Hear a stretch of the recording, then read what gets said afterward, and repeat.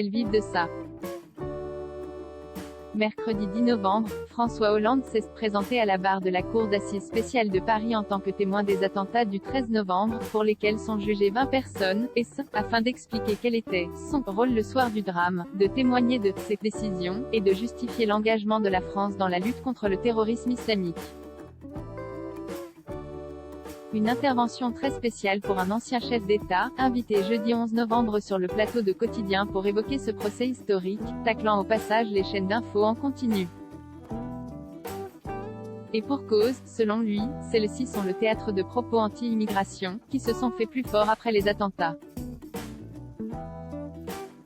Je voyais quelques commentaires sur le fait que j'aille pu dire durant le procès que dans le flot des réfugiés, et c'était vrai, c'était glissé des terroristes, en sous-entendu, alors, sous prétexte que ce risque existait, il ne fallait pas accueillir ces réfugiés, a ainsi confié François Hollande, citant de cette façon le Rassemblement national.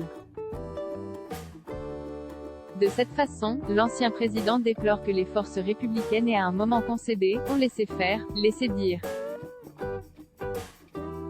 Les chaînes de télévision vivent de ça, de ces propos que l'on tient, comme on serait dans un café et où on se laisserait aller à la bonne blague ou à la bonne réflexion, a-t-il ainsi taclé, précisant que selon lui, dans un univers médiatique, on doit se tenir.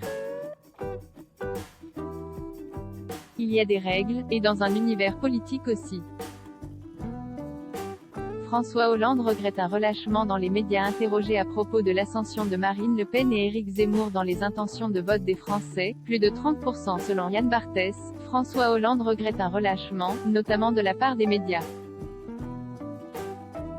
Un constat pour l'ancien président qui a également taclé la gauche de trop faible et incapable de riposter face à d'autres candidats qui séduisent de plus en plus, lui qui a toujours esquivé les questions sur une éventuelle candidature pour 2022, laissant ainsi planer le doute.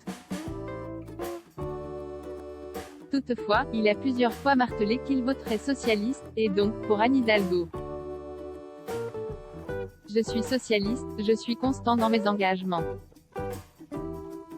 Je n'ai jamais changé, je n'ai jamais varié, avait-il affirmé.